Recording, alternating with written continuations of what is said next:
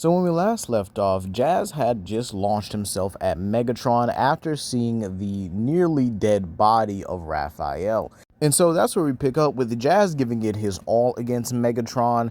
However, right now, the Decepticon warship comes into view, with Arachnid telling him that they need to go and they need to go now, with Megatron easily wiping the blood or the energon off of his mouth and telling Jazz that that's the spirit, that's the fierce Autobot that I know. But I think you need to go. Your human companion seems to be, oh, I don't know, dying at the moment. To which Jazz pulls out his crescent cannon. However, Optimus simply grabs him and tells him, not now, we need to go. And so they obviously get Raph back to base. They resurrect Megatron, or sorry, they resurrect Raphael and stuff like that. So everything kind of goes pretty simple here. And with June pretty much sticking around and staying instead of going out there in the storm, because again, that would have been dumb. And I actually do think that the Autobots will point this out. And let's say if June is stubborn, I would have Arachnid web up the entrance to kind of just be like, look, don't give a darn about your feelings right now. Be logical for a moment. You're going to drive out in that storm and just what? Get yourself and Raphael killed? Like, let's just be real here. So, with that being said, Optimus does the same thing as the original, go with Bulkhead onto the warship, and, well, he decides that right now it is the best time to go and confront Megatron. However, we do get a moment where Optimus does storm the bridge of the warship, and he just pretty much just thrashes the likes of Lugnut, Shadow Striker, Knockout, and Breakdown, and then obviously Soundwave gets the transmission from Megatron at that time. And well, just like in the original, Optimus goes to fight against Megatron. Now, I do think in this timeline, with maybe a lot more encouragement from, or maybe with having more Autobots in this timeline and maybe less willing to see that kind of good side in Megatron, Optimus would go a lot harder in this match. This means that Megatron actually does get closer to death than he did in the original. So, Megatron, believe it or not, is just about to die. Like I would probably say like 2 inches closer until the volcano erupts and gives him his power up, which happens, and well, Optimus winds up losing. And this time, Bulkhead comes out swinging with Jazz following up, and they pretty much tag team Megatron until Arcee pretty much tells him that they need to go now. Seeing the Dark Energon volcano, both of them don't even hesitate to transform and get out of there, thus leaving Megatron right there to pretty much gloat rather than try to follow them, because again, the two of them did kind of put a lot more damage on him than they did in the original. So what happens back at base? Well, Optimus still gives the key to Vector Sigma, or at least does still have the key to Vector Sigma. However, instead of giving to Jack in this timeline, which again made no sense, he gives it to his second in command, that being Jazz, with Arachnid actually seeing this out the corner of her optics while the other Autobots are discussing what to do. So, with that being said, Optimus actually takes Arachnid with him to actually go and see Unicron to see if they can convince the Chaos Bringer to, well, I'm gonna say come back, or not come back, excuse me, to stop what he's doing.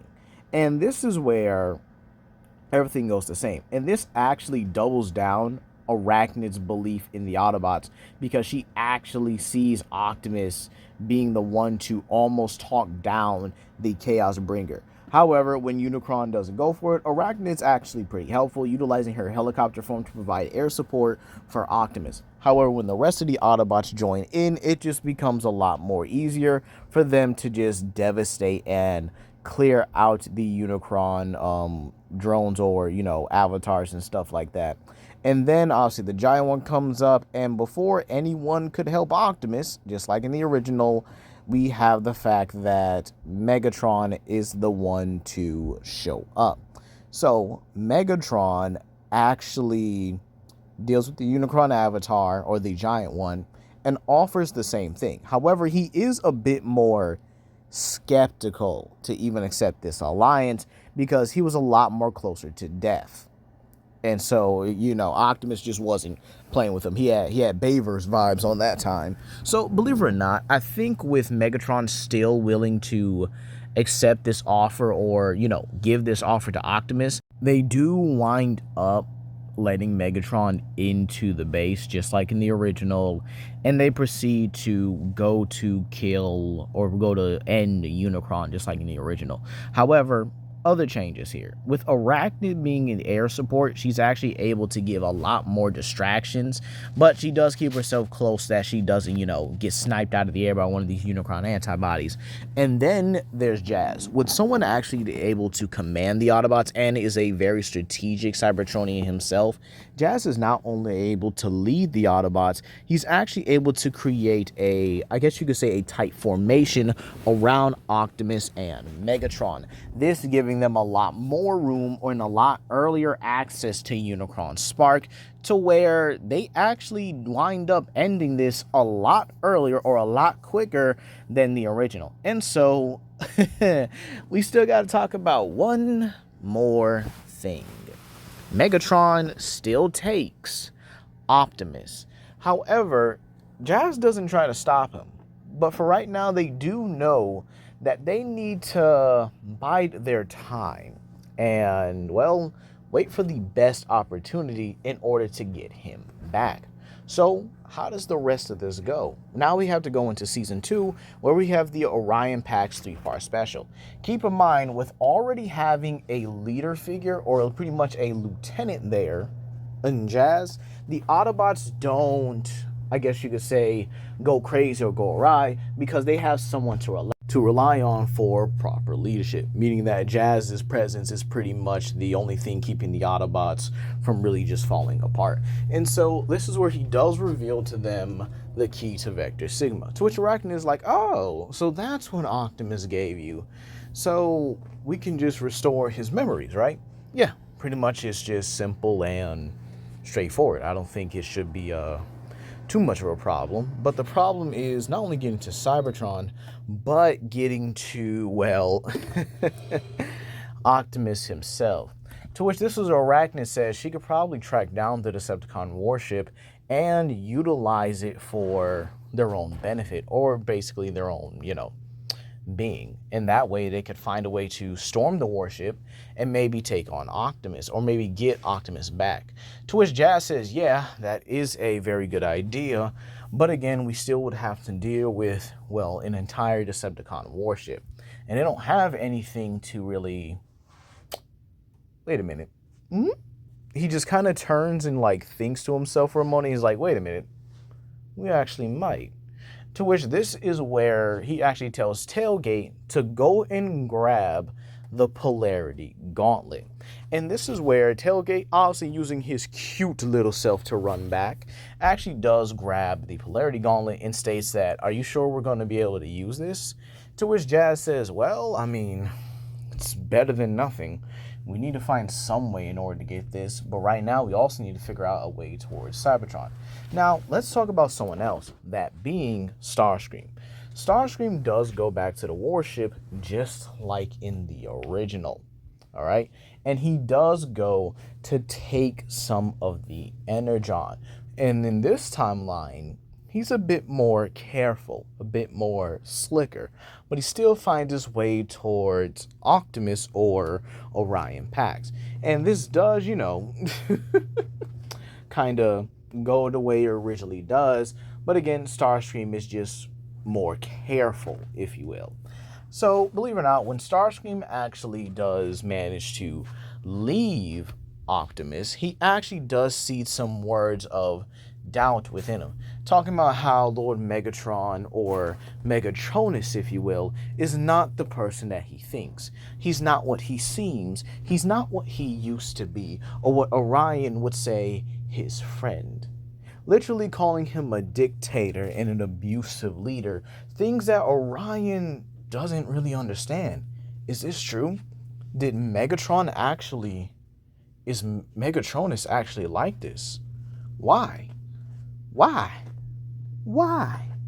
So right now he does have those doubts, but Starscream does have to leave because like in the original, Viacon troopers do show up. And this does wind up getting him shot at, but he does manage to escape before Shadow Striker can actually get her sniper shot off. So yeah, we do get the fact that Starscream actually escapes unharmed. And he makes his way to the Harbinger, where he actually does contact the Autobots. And this is more of a manipulation tactic than anything. To which, this is where Starscream does propose a temporary alliance.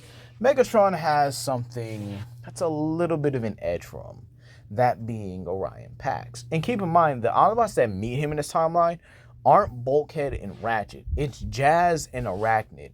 And Jazz is like 2 words away from just pouncing on Starscream and beating him to death.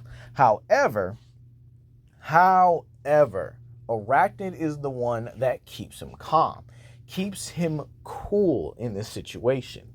And well, Starscream actually does give them information about Megatron's space bridge. So, well, they get that information. They get all the information that they need, and they manage to go out there and take over the space bridge.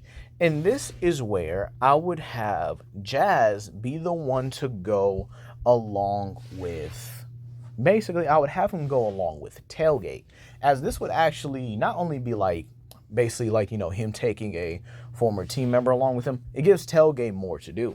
However, when they are going to the key for Vector Sigma, they actually find something. It's a hut in the Sea of Rust, or the hut in the area that they're in. And well, while they know time is of the essence and they hope that Megatron doesn't show up immediately, they do investigate this. And well, they actually find someone they have not seen in a long time. The Autobots' craziest wrecker, yes, that being Whirl. We about to add this bad boy to the series. Can't wait to give him some love and attention. So, Whirl is actually ecstatic to see them. He's been here all alone for so very long. And this is where Tailgate kind of whispers to Jazz, you think he's more unstable and more unhinged than before? To which Jazz actually states, that actually might be what we need. And so this is where he welcomes Whirl to Team Prime. Whirl is actually ecstatic and actually turns into a Cybertronian helicopter form to actually, well, go along with them. And believe it or not, having 3 of them, with Whirl actually debuting one of his swords, because again, I do think he had one in the G1, or sorry, not the G1, IDW series. So yeah, we're going to give that to him here. And believe it or not, I think this would actually be very helpful for the Autobots at this point. I mean, having Whirl on their side, able to kill the Insecticon, and believe it or not, he actually gets an idea. He actually drags the Insecticon corpse along with them, so that when he throws it at the Scraplets, they pretty much eat and devour the corpse, allowing Jazz and Tailgate to hurry up and get the key to Vector Sigma, to which everyone transforms and gets out of there. But let's talk about the Space Bridge fight, along with the Autobots now having Bumblebee, Arcee, Bulkhead, Ratchet, and Arachnid. It is a 5 against 1 against Megatron.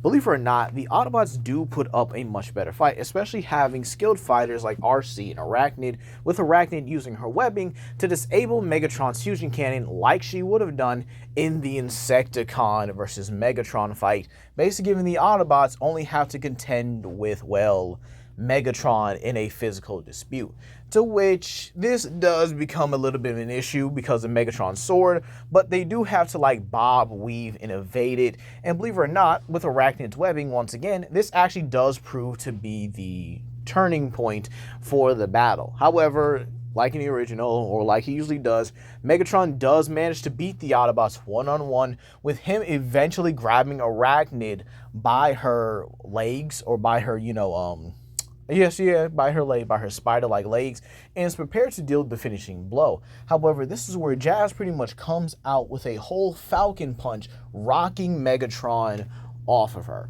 So we actually see Jazz versus Megatron in a one-on-one situation. And believe it or not, it's not a bad fight. It's actually a masterful spectacle of their both respective skills.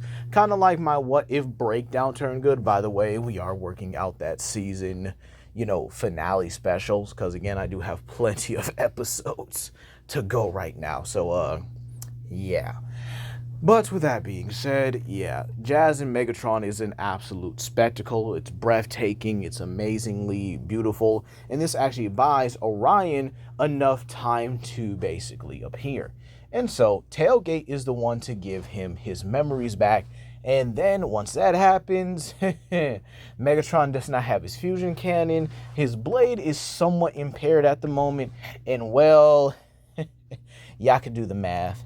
Add an Optimus Prime to the situation just doesn't help at all. So Jazz and Optimus beat Megatron back, and well, Whirl is added to Team Prime. He does get a helicopter mode. I would actually say he's more of a military helicopter than Arachnid, who's like, I would actually say she's a transportation helicopter more often than not. But again, Whirl does have one of those military helicopters with like the missiles on the sides. Please let me know what kind of helicopter that is. But yes, Whirl being added to Team Prime actually does change some things, such as the episode Operation Bumblebee.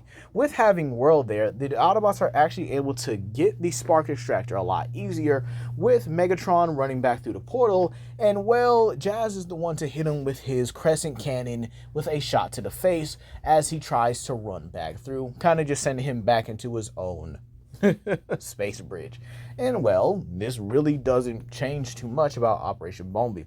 Bumblebee still gets captured by Meg and does lose his T-Cog. However, a little bit of a change in this timeline. Starscream isn't there to really give them the advice on Energon. So Mech is honestly just failing at the moment. Now you might say, why is Starscream not giving them any information? He's not desperate for Energon.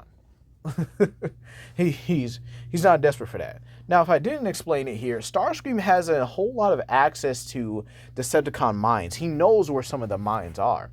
And considering how, unfortunately, dumb the Vehicons can be at times, Starscream can just steal little Energon or use some of his abandoned mines to, well, scrap for some of that Energon. And he does with absolute ease. He gets through it like it's nothing. And well, this allows Starscream to actually sustain himself a lot longer and for him to really experiment in the Harbinger. He looks around, he finds other things such as the cloning pods. Now, what does Starscream actually do with the cloning pods? Now, like in the original, he would think about cloning, but not himself. No. He begins to experiment, if you will, seeing if he can do anything else with these Decepticon protoforms and create new life. So, believe it or not, Starscream does have to raid an Energon mine to confiscate his own Energon. Meanwhile, back with the Autobots, we have the fact that, well, with Whirl on the team, it actually does make the task to get the Forge of Solus Prime a lot easier. Because other than the fact that he's straight up uncanny and a wild fighter in general, very unpredictable towards the Decepticons, but the fact that they would also have Arachnid, who is also another flyer, this actually means that they're not only able to get to the Forge of Solus Prime quicker and combat knockout and breakdown, but by the time Optimus, Bulkhead, and Arcee get there, they're able to just handle the rest of this here, meaning that Megatron's just pretty much coming to save his own troops. Now, another thing we also have to go into is what happens with Bumblebee and his T-Cog. And believe it or not, I do think Mech would discover some way to get an energy source. And then this allows Agent Fowler to track them. So we have Jazz, Tailgate, and Bumblebee being the ones to go and get his T-Cog. And believe it or not, yeah, they're whooping out the humans. It's not a pretty sight, but obviously Silas does lose and he does have to escape. But luckily, Starscream still keeps his T-Cog and is experimenting right now with the Decepticon protoforms. Now, on to the next episode, that being Loose Cannons. Yes, this episode. This episode changes drastically with the fact that Wheeljack actually has Whirl. He does. The whole thing with Dreadwing appearing still does happen like in the original. However, we have the fact that with Whirl here, it becomes a very bit of a different situation. He doesn't bother recruiting Bulkhead because he still finds him to be a little bit of a goody two-shoes because of all his time with Optimus. And well, Whirl is the one that goes with him because he's still unhinged and as crazy as he was. But again, still a cool guy to be around, right? So Whirl and Dreadwing are the ones to Whirl and Wheeljack are the ones to ambush Dreadwing. And believe it or not, Dreadwing isn't able to take a hostage in this situation because Whirl is capable of flying and getting out. So this actually means that Wheeljack, pretty much no one gets captured. So basically Dreadwing just fails the mission entirely. And unfortunately, Optimus doesn't get the chance to convince him, but he does tell, Wheeljack and Whirl about how disappointing he is. But this also means that Wheeljack never really resolves his issues with the fact that he doesn't respect Optimus, or at least not in a way that would make him see him how Bulkhead sees him. So Wheeljack doesn't have that incentive to really stay along with the Autobots. So with that being said, yeah, Wheeljack is a little bit, I wouldn't say he doesn't join Team Prime, or he at least doesn't agree to stay. But for right now, he doesn't have the same respect as Optimus, and Megatron just gets Dreadwing there earlier than in the original. So everything works out, everything kind of just maintains its order and remains the same. So yeah, I don't think anything really changes about that here. Now, the episode Crossfire actually takes a different turn than the original, with Arachnid not being with the Decepticons, meaning she never gets ambushed or tries to get killed by Dreadwing, meaning that Breakdown survives in another What If. We also have the other problem, the Insecticons, and believe it or not, I do think Starscream still manages to discover the Insecticons, and this time the Insecticon hive. But unlike the original, I don't think he releases them. No.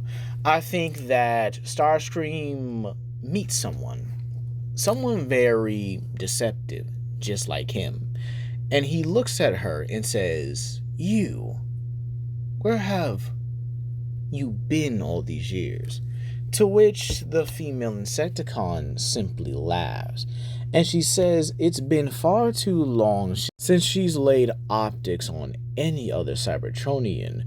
And this is where it transforms, revealing herself to be Black Arachnia. And that's where I'm going to leave it off here, you guys. Do you think Starscream and Black Arachnia will work together to take down Megatron? Or will she be the one to just try and take it all, becoming a much bigger threat than she was in the original, or at least in, Transformers Animated? But hey, that's going to be all today, you guys, and y'all have a blessed day. Peace.